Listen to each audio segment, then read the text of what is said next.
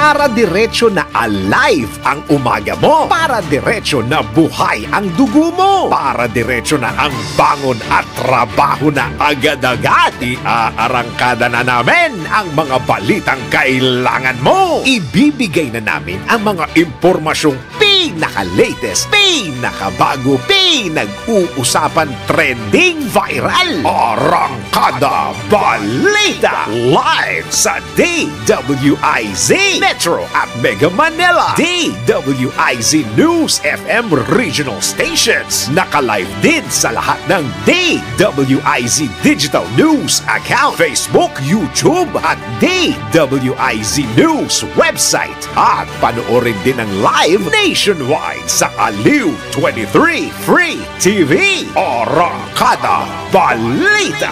Arangkada na sina Drew Nasino at si Ate Juday Judith Estrada Larino. Gising ang morning mo sa Arangkada Balita.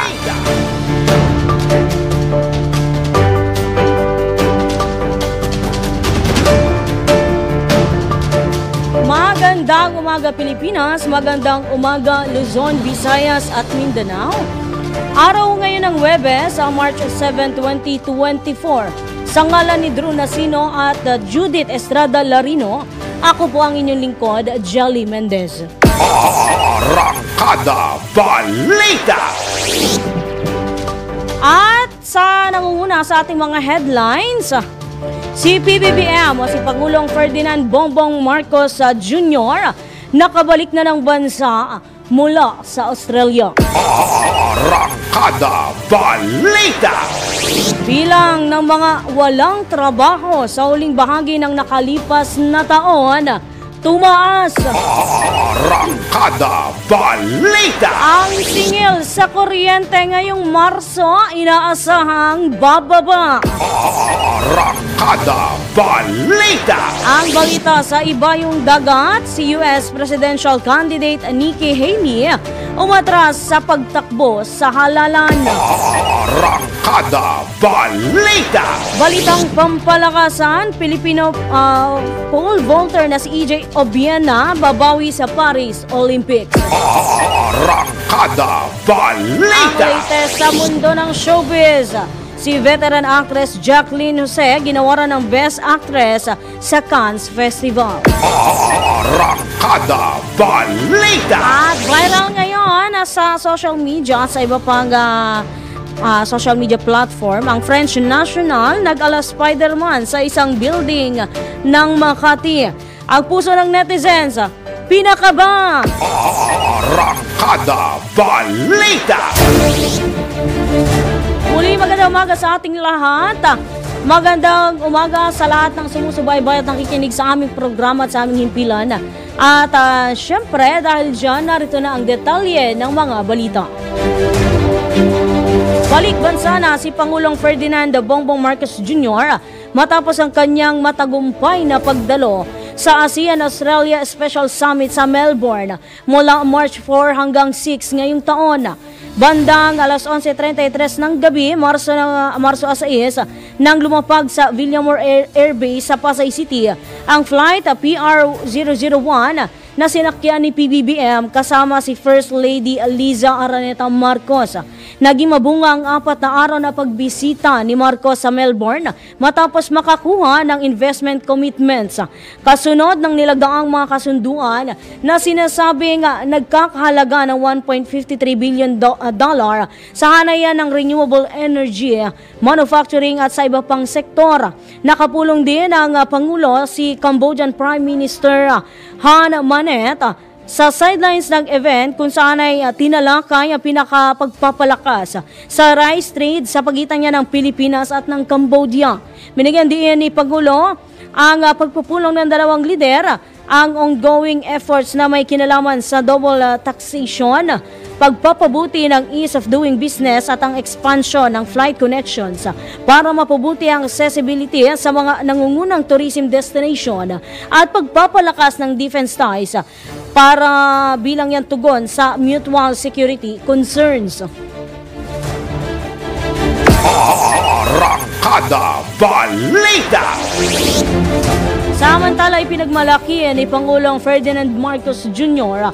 ang nilagdaang second protocol ng Pilipinas sa ASEAN, Australia, New Zealand Free Trade Agreement.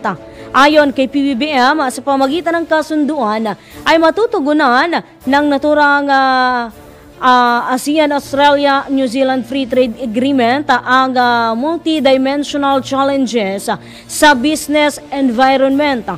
Kapuri-purihan niya ang region-to-region efforts na naglalayong paigtingin pa ang supply chain resilience, pagpapalawak ng trade and investment, inclusivity at ang sustainable development. Naniniwala ang Pangulo na magbebenepisyo sa nilagdaang second protocol ang micro, small and medium enterprises dahil na rin makatutulong niya ito sa pagpasok nila sa international trade sa pamamagitan ng pagpapabuti sa kanilang access sa merkado at ang maging sa global value chains, gayon din sa pagtataguyod ng e-commerce. Samantala, welcome din kay Pangulong Marcos ang binuong Southeast Asia Economic Strategy na ikakasa hanggang sa taong 2040 ng Australia huyan at ng Pilipinas, kung saan ay nakapaloob dito ang mga plano para sa pagpapalawak at pagpapalalim ng economic ties ng ASEAN at ng Australia. Arangkada Balita! Nilinaw naman ni Pangulong Ferdinand Marcos Jr. na wala siyang balak maging diktador tulad ng kanyang amang si dating Pangulong Ferdinand Sr. Ito ay kahit na ipinagtanggol ng Pangulo ang desisyon ng kanyang ama na nagdeklara ng batas militar. Natanong ni PBBM o si PBBM kung kamusta siya bilang nag-iisang anak na lalaki ng presidente na napatalsik sa pamamagitan ng people power. Ayon kay PBBM, may magandang sistema at konstitusyon sa nakalipas na 36 na taon. Sa kabila nito ay umaasa pa rin si Pangulong Marcos na magkakaroon ng ilang pagbabago, bagamat wala siyang nararamdaman na anumang pagnanais na mas gawin nitong authoritarian o diktador, at paliwanag pa ng Pangulo ay pinapayagan ng kanyang ama na makibahagi ang mga stakeholders, sumalit ang peace and order situation ang dahilan kaya nagpatupad dito ng martial law. Paglilinaw pa ng presidente na ang pagdedeklara ng martial law ay isang bagay na hindi may iwasan kapag nagkaroon ng giyera. Arangkada Balita!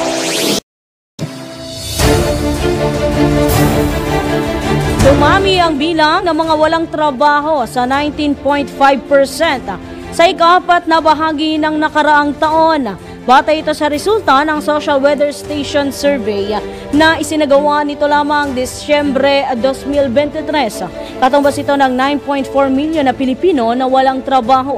Mas matataas ito ng 2.6% kumpara sa 16.9% o katumbas din ng 7.9 milyon na walang trabaho noong buwan ng Setyembre. Arangkada Balita! O yung mga wala hong trabaho, yung mga gustong magkaroon ng trabaho, meron hong inilaan ng mga LGU sa mga lokal na pamahalaan. Partikular sa peso office ng mga LGU sa bawat lungsod. Meron silang partnership kasama ang iba't ibang ahensya ng gobyerno para tulungan yung mga nais magkaroon ng trabaho, lalo na yung mga bagong graduate sa kanilang eskwela, sa kanilang pag-aaral. Meron hong inilalaan para makapagtrabaho, mabigyan ng matugunan ang mga nais magkaroon ng trabaho.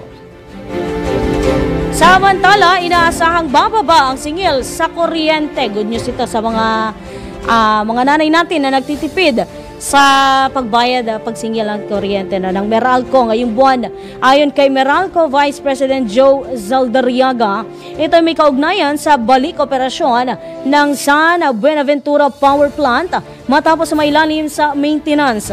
Bumaba rin ang presyo ng wholesale electricity spot market matapos gumanda ang sitwasyon ng supply ng kuryente sa Luzon Grid. Dagdag pa ng Meralco na may kaugnayan ito sa refund na siningil noong nakaraang buwan na incremental malampaya gas charges sa ilalim ng bagong gas sale and purchase agreements na nagkakahalaga ng 57 centavos kada kilowatt hour. Arangkada Balita. Samantala, bubuksan na mamayang alas 8 ng umaga ang ika-25 o 25 anniversary ng International Cable Congress and Exhibit sa Fiesta Pavilion ng Manila Hotel. Ang nasabing 2-day event ay inorganisa ng FICTAP o Federation of International Cable TV and Telecommunications Association of the Philippines sa panguna ni National Chairperson Estrellita Neng Juliano Tomano at Convention Chair Cecilia Lamadrid. Layo ng FICTAP exhibit na pagsama-samahin ang latest technology mula sa international at local providers. Kasama din ang policymakers at ang grupo ng cable operators. Kabilang ang DWIZ at ang Home Radio, kasama din ang Aliw Channel 23 sa ilalim ng Aliw Broadcasting Corporation na nasa booth number 19 na makikiisa sa nasabing Silver Anniversary FICTAP event.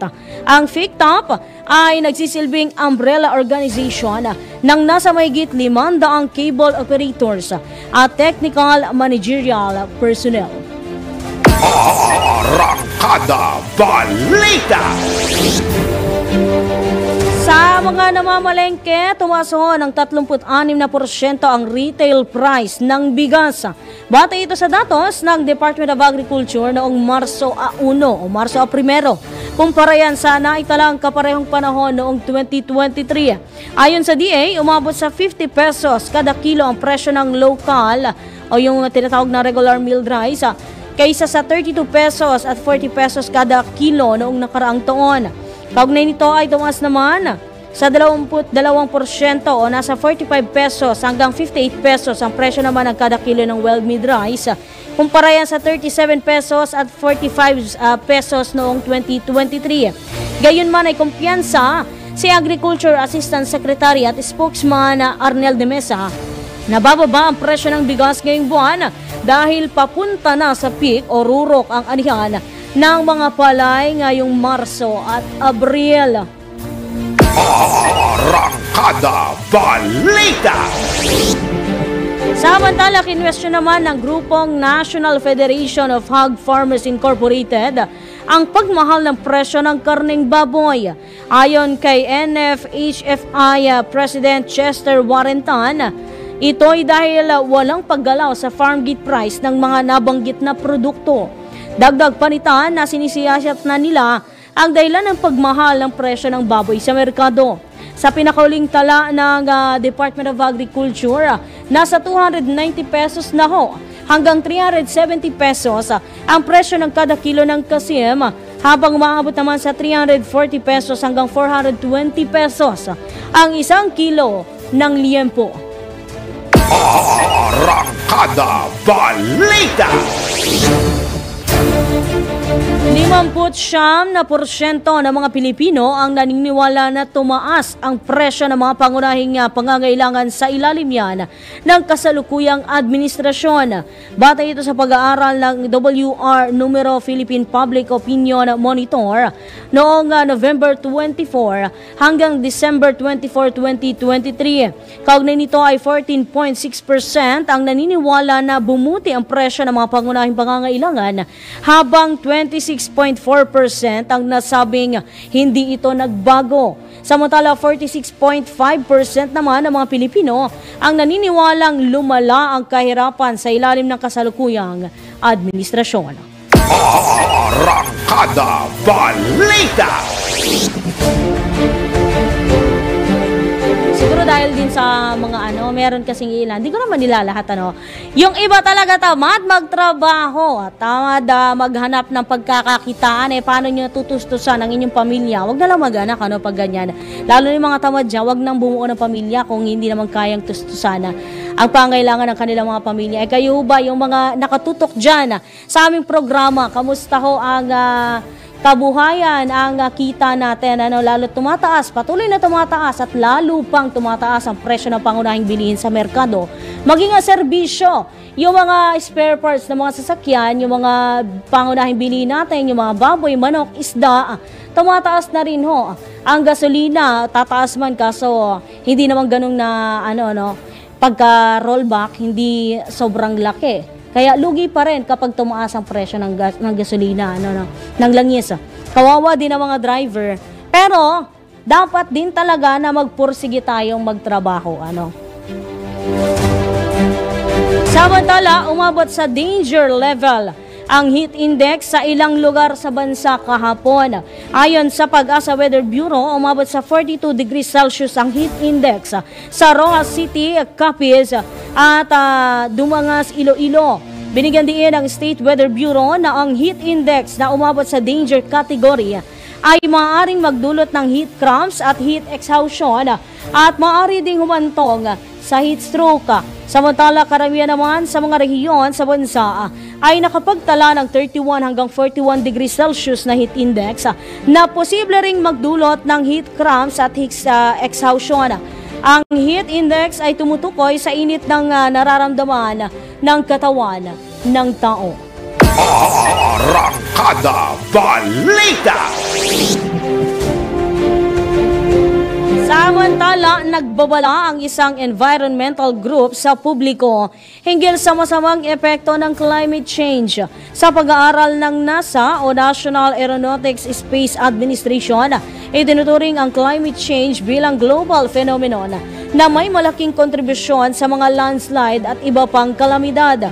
Ayon kay Makakalikasan National Chairman Roy Cabonegro, sa ngayon ay nararanasan na sa Pilipinas ang matinding epekto ng pagbabago ng klima. Dahil na rin habang tagtuyot sa ibang bahagi ng bansa ay binabaha at nagkakaroon ng landslide sa iba naman na lugar. Dagdag pa ni Cabonegro, ang climate extremes na ito ay kadalasang pinagwawalang bahala, ngunit malaki at walang katiyakan ang bigat ng epekto. Dahil dito ay panawagan ng opisyal na sa gobyerno na bumuo ng climate action plans at maglaan din ng pondo para rito. Arangkada Balita!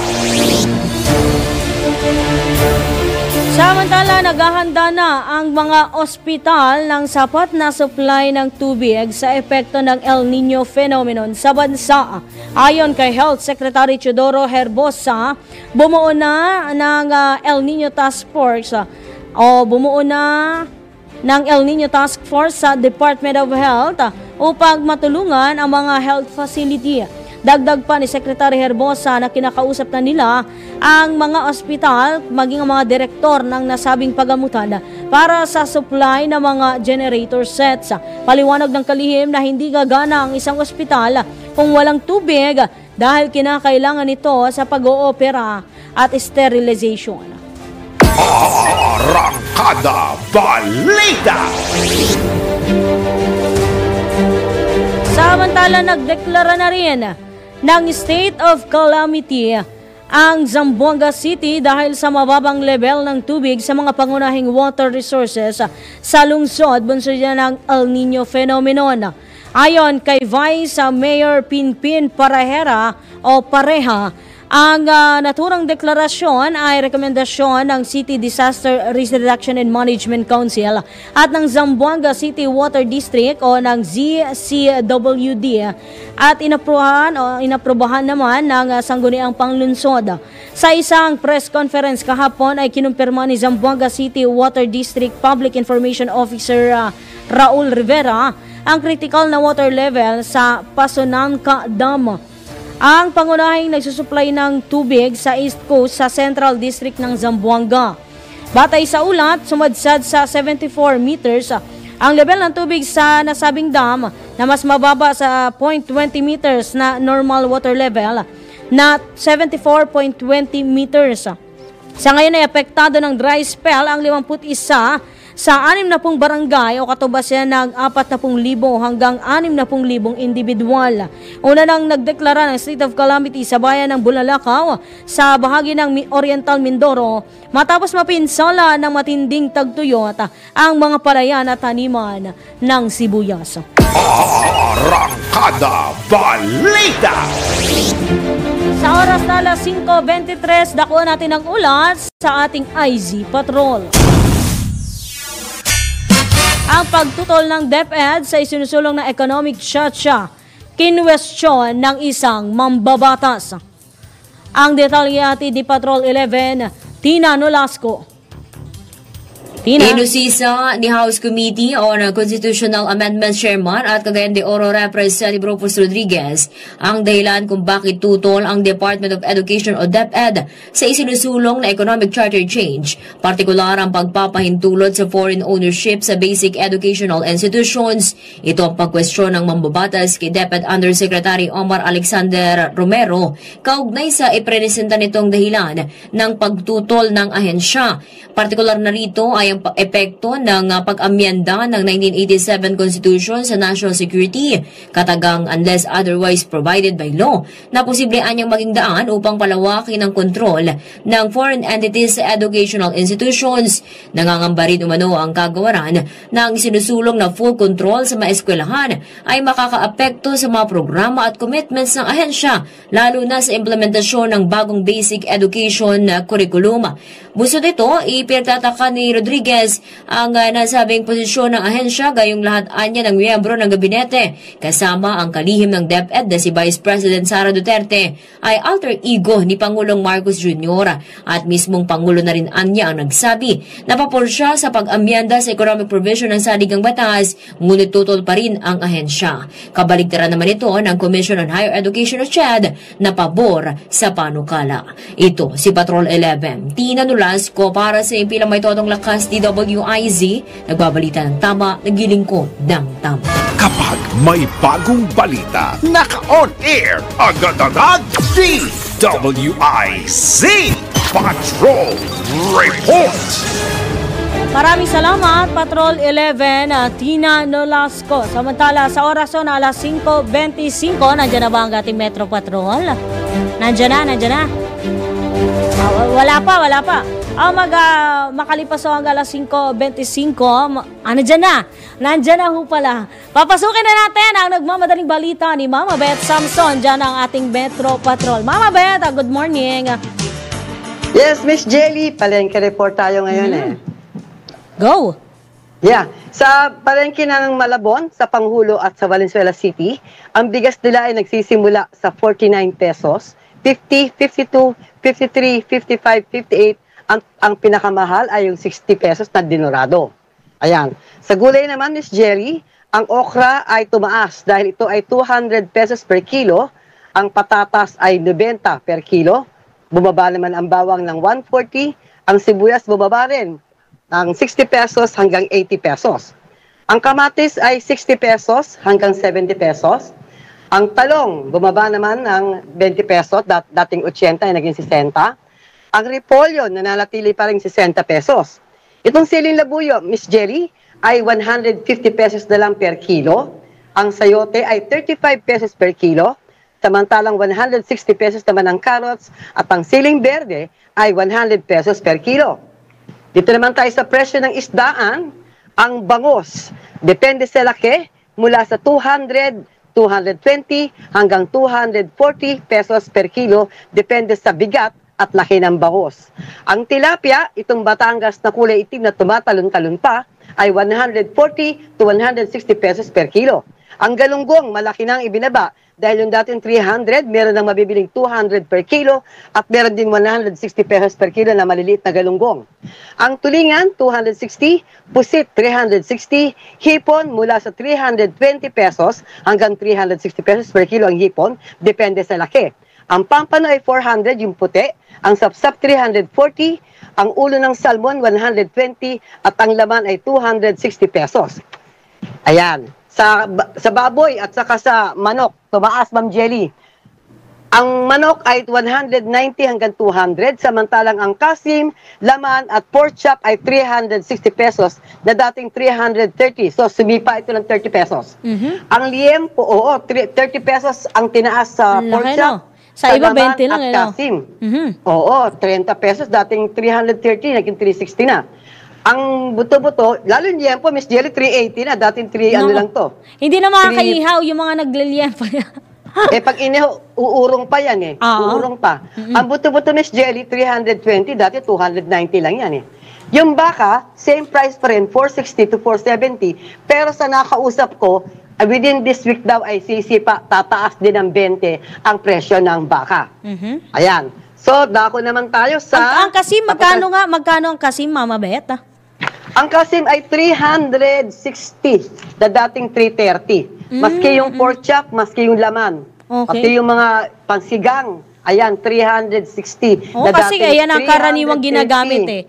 Oo, kasi yun yung part na pinakamalambot, Mama Beth, ano? Andyan, lalo na pating buntot, ang sarap ng isigang. Kaya lang, tumaas na. Paano ka pa makakakain ng baboy? Eh, ang manok nga eh, dati may 170, may 150. Kanina, 190, may 200 pesos pa. Tumaas agad? Okay? Tumaas din ng 10 piso hanggang 20 ang manok. Kaya talagang tayo na lang hindi tumataas eh. Oo, sama mo na ako dyan, Mama Beth. Oo. Sa presyo naman ng itlog, ito, panalo sa itlog dahil mura ang itlog eh. Okay. Ang itlog eh, makikita mo dyan, may mga presyohan tayo ng itlog dyan. Merong 6 na piso. Yung pula, lalagyan mo ng kamatis, ulam na 15 pesos. Meron naman 7 itlog. Meron 5 piso, 37. So 750 pag bumili ka. Yung meron naman 8 at 9. Yung jumbo na sobrang laki, talagang 10 piso. Pwede na sa isang tao, isang itlog. Ayan. Miss Jelly, mula sa Malabon at Valenzuela City Market, ako pa rin si Beth Samson, ang palengke queen ng DWIC at Elite 23, nagbabalita ng tama, naglilingkod ng tama. At Miss Jelly, syempre, namamalengke ng tama. Okay, maraming salamat. Ang aming palengke queen, si Mama Beth Samson. Ay, ang mahal na ng carrots. Narinig ko kanina na sa 260. Ang mahal ng carrots. Pero hindi naman, sabi ng mga vendor, hindi pantay-pantay ang presyo ng mga gulay. Yung iba, bumaba, yung iba, tumaas naman. Pero totoo yung presyo ng galunggong dahil bumabaho talaga ang presyo ng galunggong. Nasa 180 hanggang 200 pesos na lang kada kilo. Dahil inikot ko ang palengke sa partikular sa Marikina at sa Quezon City. Bumaba na ho talaga. Tama po yung report ni Mama Beth Samson. Arangkada Balita! Ayan, nagbabalik ko ang Arangkada Balita. Sa ngalan pa rin ni Drew Nasino at Judith Estrada Larino, ako po ang inyong lingkod, Jelly Mendez. Arangkada Balita! Ay, nasa linya na ho ang PR head ng Meralco, si Miss Claire Feliciano. Miss Claire, magandang umaga po. Miss Claire?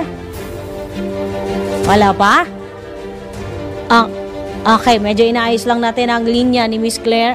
Okay na. Okay na daw. Miss Claire, magandang umaga. Miss Jelly, magandang umaga po at sa lahat po ng nakasubaybay ngayong umaga. Kamusta na ho? At maraming salamat ho sa pagbibigay ng oras, paglala ng oras sa aming himpilan, sa aming programa. Yes po, no? Eto, meron tayong inaasahan ngayon at inaabangan to ng partikular na mga magulang natin. Ano? Yung pagbabaho ng singil sa kuryente ngayong buwan.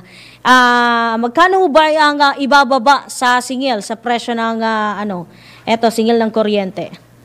Opo, Miss Jelly, no? Sa ngayon po, meron pa po kaming mga inaantay na mangilan-ngilang mga billings mula sa aming mga supplier.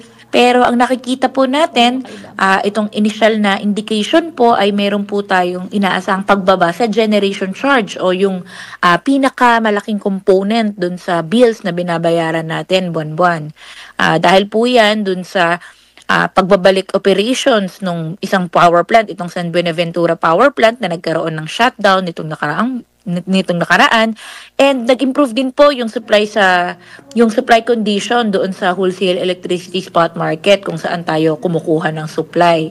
At nakatulong din po yan, kung matatandaan ninyo, nitong nakaraang buwan ay merong mga usapin tungkol dito sa pagre-refund ng malampaya gas charges sa ilalim ng bagong kontrata ng mga supplier namin. Dahil ipinag-utos po yan ng Energy Regulatory Commission. So again, in terms of the rates po, yung generation charge, nakikita natin na meron po yung pagbaba.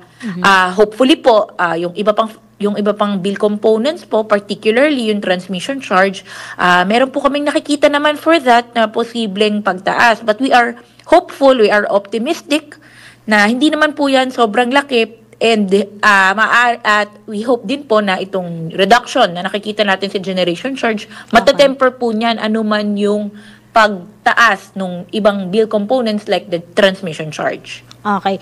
So, ang pinaka-final, dahil meron tayong ilang nababalita, natataas naman daw. Kaya ang sabi ng ERC o ng Energy Regulatory Commission na maghina-hinay daw po sa pagtaas ng singil sa kuryente. Pero ang pinaka-final, Miss Claire, bababa ang singil kahit papano.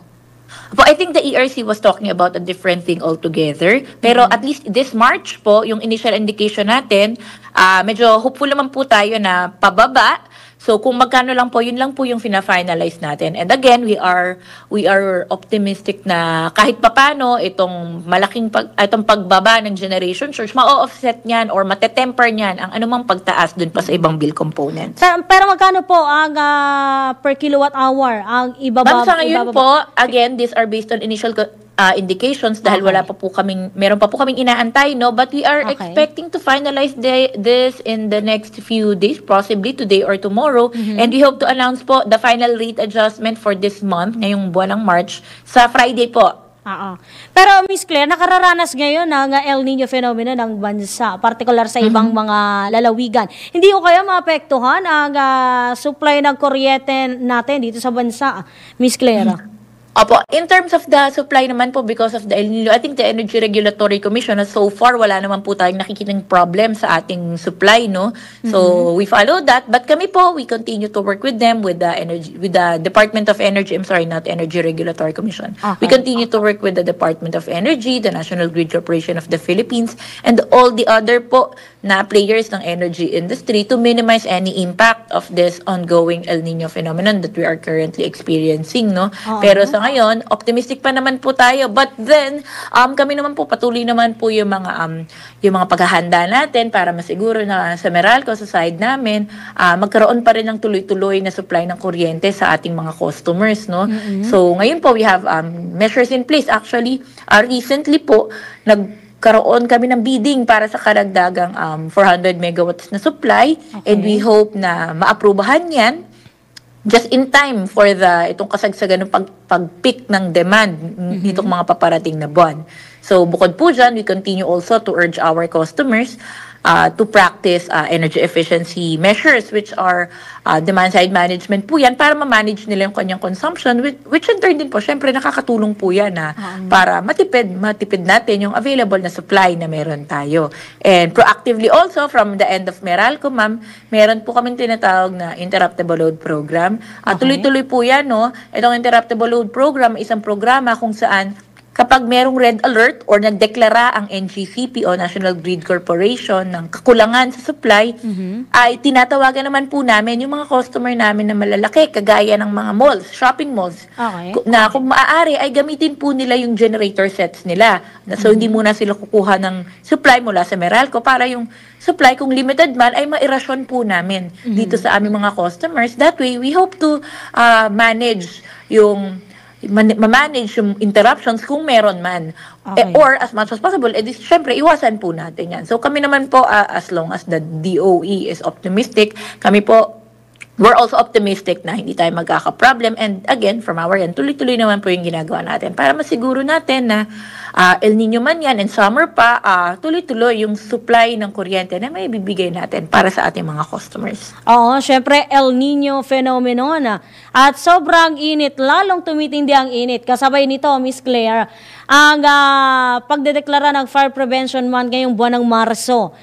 Kamusta ho kaya ang ginagawang hakbang ngayon ng Meralco, partikular sa mga linya ng kuryente natin dahil madalas naitatala ang sunog, ano? Ano ho ang kooperasyon ng Meralco ngayon? Meron ba tayong partnership sa mga ahensya ng gobyerno, Miss Claire? Opo, kami naman po, regular po ang aming partnership sa lahat ng mga local government units, sa lahat ng mga ahensya ng pamahalaan. Pero maganda na rin pong naitanong ninyo yan, tama po kayo, dahil we are very proactive along with the Bureau of Fire Protection na i-promote ang electrical safety measures. Electrical safety measures dahil nakikita po natin na isa sa kadalasang sanhi ng sunog, di ba, ay mga related dito sa mga problema sa electrical, no? So kami po, tuloy-tuloy ang aming coordination with them. In fact, kasama po kami sa mga aktibidad, sumasama po kami sa mga aktibidad ng BFP. And kami from our end, tuloy-tuloy din po yung pag-urge ina-encourage namin sa aming mga customer na mag-observe ng electrical safety, siguruhin natin na maayos yung mga electrical wirings natin sa bahay, walang grounded wiring, siguruhin natin na kapag hindi kailangan ay nakatanggal yung saksak ng ating mga appliances. Mga simpleng bagay lang po na kung maaari nating i-practice ay talagang we will ensure also our safety at maiiwasan natin ang sunog sa ating mga properties. Miss Clara, dahil dikit-dikit karaniwan dyan, meron tayong mga naitatala, yung mga nag-jumper. Gusto ko lamang malaman na magkano ho ba o may karampatan ho bang parusa sa mga mahuhuling nag-jumper, particular yung ibang dyan talagang naitatala ito. Ito rin misa nagdahilan, Miss Clara, ng pagkakaroon din ng sunog, overloading. Tama, ano ang ipinapataw na parusa sa mga mahuhuling nagja-jumper? Opo, ako salamat po na naitanong din nyo po yan, no? Dahil kami sa Meralco, isa po yan sa nakikita nating threat sa public safety. Beyond being a criminal act, ito po ay labag sa ating batas, ang paggamit ng illegal service connections, kagaya ng jumper, ay nagkakos po yan ng banta sa ating komunidad, sa ating buhay, even dun sa gumagamit ng jumper, dahil syempre kung meron siyang magawang mali dun, dahil supposedly hindi naman siya yung gumagawa nun, ay maaari pa po siyang makuryente. So, depende po yan, no? Ang pag-apprehend dun sa gumagamit po ng jumper, ito po ay ginagawa in coordination with the local authorities, with the Philippine National Police. Pero kami sa Meralco, we are very proactive na kapag merong ganitong insidente, ay agad po natin yung pinupuntahan, agad po natin yung ina-actionan, agad natin yung ikina-coordinate sa ating kapulisan. So, sa ngayon po, patuloy po ang aming measures for this, and we also call on our customers, not just our customers, any tipster, kahit sino po na merong impormasyon tungkol sa dito sa mga gumagamit po ng illegal service connection. Kung maaari po, ay makapag-ugnayan kayo kaagad sa aming opisina, i-report po ninyo agad yan kung meron kayong hinihinalang gumagamit ng illegal service connection para mapuntahan po natin yan agad, ma-address po kaagad natin ang problema at matanggal na natin itong mga threat sa public safety. And kami naman po, we assure our customers na magre-report na ito pong report ninyo ay mananatiling anonymous po. So, hindi po namin i-reveal kung sino kayo. Basta po i-report nyo po, kami na pong bahala dyan. Oo, kasi sa pagkakaalam ko, ang posibleng multa ata dyan, Ma'am Clara, 20,000 ata at meron din na umaabot ng 12 years ang pagkakakulong. Pero meron na ho ba tayong datos o bilang ng mga nahuling nag-jumper o nagkaroon ng paglabag sa supply ng kuryente, Miss Claire? Yes, tama po kayo dyan. Again, tuloy-tuloy po yung ginagawa natin na pag-address nitong mga gumagamit ng illegal service connection, kagaya ng jumper. In terms of data, I don't have that right now kung ilan exactly. But yes, of course, meron po tayong mga nahuhuli, meron po tayong mga ina-address na mga illegal service connections, and yes, bahagi po talaga yan itong regular na operasyon at mga ginagawa ng Meralco para masiguro, para ma-ensure na safe ang ating mga customers at ma-ensure na syempre yung mga gumagamit ng kuryente ay maayos naman po yung mga serbisyong naihatid sa kanila, because of course minsan nga meron tayong, alam niyo naman po, meron tayong mga naririnig na concern na sobrang taas daw ng bill nila pero ganito lang naman po yung kinukonsumo nila. Meron po tendency na dahil merong nakatap sa kanila without them knowing. So yung mga ganyang insidente, kaya nga kapag meron tayong mga naririnig na concerns about the high bills, ay we also urge na i-report nyo po sa amin kung sa palagay ninyo ay hindi ito yung tama ninyong konsumo. Bakit nga? Dahil para ma-check natin kung ano po ba yung sanhi niyan. Maaari nga na merong nagtatap sa inyo na hindi nyo alam. Kaya again, ang panawagan ko po, kung maaari sa ating mga customer, kung yung meron kayong impormasyon tungkol dito, ay agad po kayo makapag-ugnayan sa amin. Maaari nyo po kaming ma-reach sa aming 24/7 hotline na 16211. And maaari din po kayo mag-message sa aming social media pages sa Facebook at sa X, yung dating Twitter, para mapuntahan po namin kaagad yan at ma-address natin itong mga ganitong problema. Oo, dahil mas okay na rin na nagkakaroon ng lakas ng loob yung iba na nakakaalam na meron mga jumper. Pero ito, last na ho, Miss Claire, meron akong nabalitaan na meron tayong aktibidad na isasagawa, yung itong Level Up 1 Meralco Career Day 2024. Ano po ba ang inaasahan ng mga customer natin, partikular sa mga lungsod? Miss Claire? Hello po.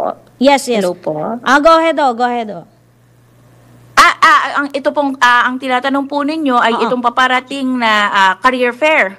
Sa Lunes na to, Miss Claire, ano, yung level up 1 Meralco Career tama Day. po kayo. Nako, salamat po sa inyo. No, sa Lunes, magkakaroon po tayo ng 1 Meralco Career Day 2024. Ito po yung isinasagawa ng, hindi lamang ng Meralco, kasama po namin yung mga subsidiaries namin dito, kung saan nananawagan kami sa yung mga gustong maghanap ng trabaho, mga fresh graduates, mga early career professionals, and mga kahit sinong mga may nangangailangan ng trabaho. Meron po kaming recruitment event kung saan I think we are looking at more than 1,000 exciting na job opportunities. So kasama po namin dyan, bukod sa Meralco of course, yung mga subsidiaries namin, yung Bayad, yung Miescore, meron po tayong M-Serve, meron din pong M-Spectrum, Radius, at iba pa kung saan pwede po kayo doon mag-apply ng trabaho. So tatakbo po yan sa March 11. Maghapon po yan. I think it starts at 8 a.m. and it ends at 5 p.m. Punta lang po kayo dito sa aming Meralco Multipurpose Hall.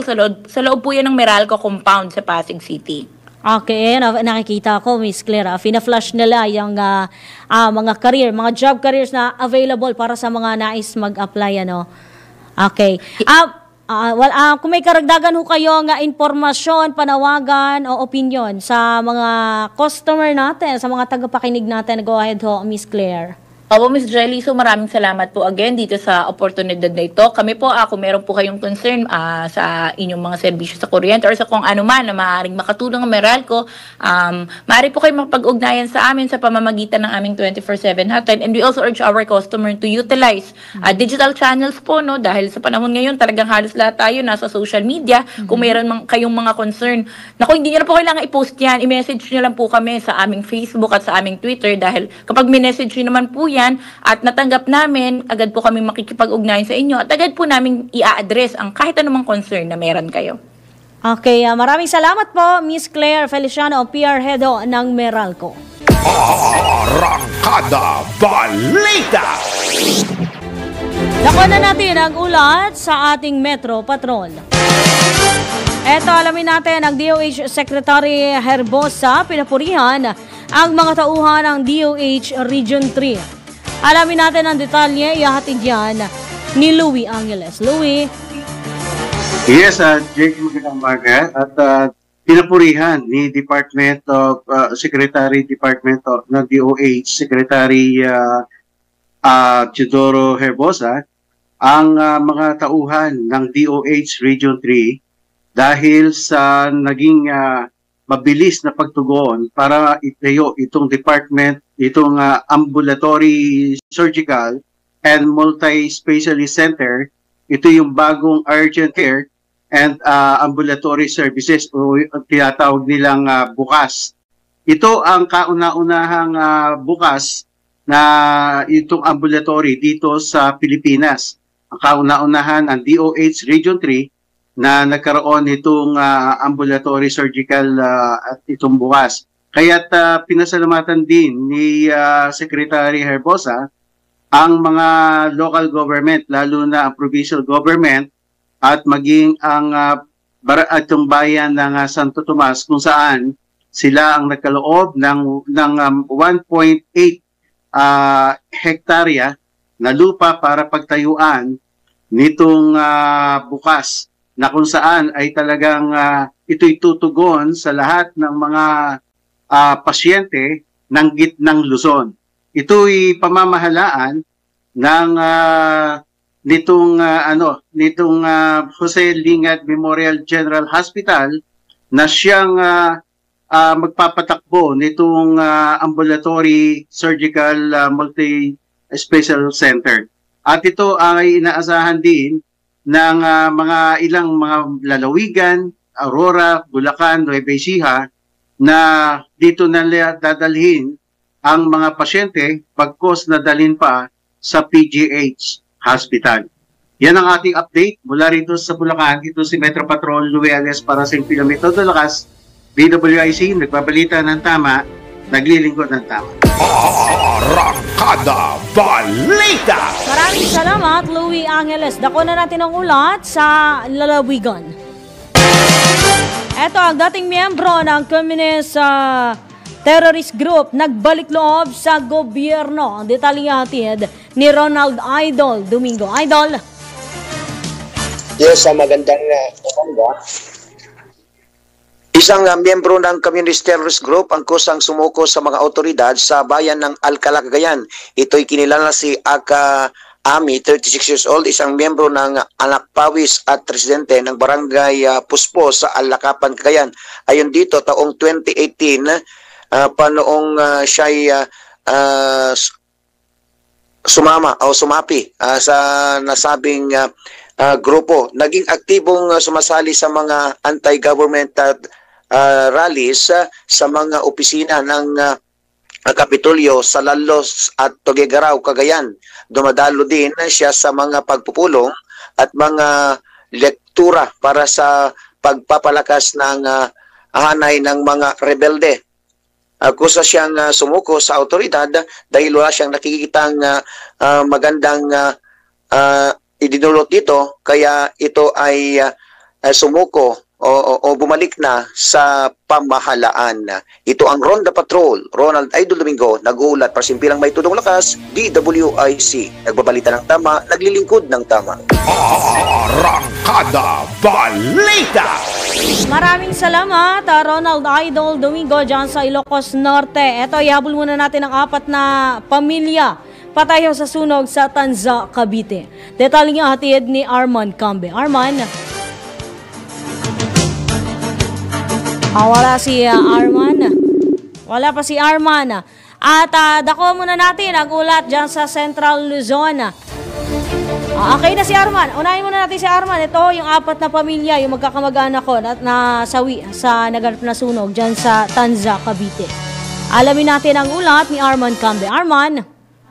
4 katao na pawa magkakamag-anak ang namatay habang isang sugatan matapos masunog ang kanilang bahay kamakalwa ng gabi sa barangay Biwas, Tanza, Cavite. Kinilala mang nasawi na si Teresita Domingo, 68 anyos, Anthony, 39 at Jerome Owen, 12 at Jamil Antea, 5 taong gulang. Sugatan naman si Jen Domingo na nagtamo ng 3rd-degree burns at ginagawa sa isang ospital sa Tanza, Cavite. Ayon sa report ng pulisya, dakong 11 ng gabi na magsimula ang apoy at ganap na idineklarang fire out ng 1:00 ng madaling araw. 5 kabahayan pang nadamay sa nasabing sunog. Base sa investigasyon, posibleng nasa kasarapan ng tulog ang mga biktima kung kaya't nang sumiklab ang apoy ay hindi na nila nagawang makalabas ng kanilang bahay. Tinatayang nasa 9 milyong pisong halaga ng ari-arian ang natupok ng apoy, samantalang inaalam pa ng Tanza Police Station kung ano ang naging sani ng nasabing sunog. Arman Cambe mula Calabarzon, nagulat para sa impilang may todong lakas, DWIZ, nagbabalita ng tama, naglilingkod ng tama. Arangkada Balita! Maraming salamat, Arman Cambe. Samantala, pinasasalamatan ko lamang lahat ng bumubuo sa aming istasyon. At sa pangunayan ng ama ng aming pilang si Boss Edgard A. Cabangon. Wala na tayong oras. At abangan niyo po ang susunod na programa, ang Usapang Tol, kasama si Senator Tol Francis Tolentino at si Cecil Villarosa. Muli ang Arangkada Balita sa ngalan ho ni Drew Nasino at Judith Estrada Larino. Ako po ang inyong lingkod, Jelly Mendez.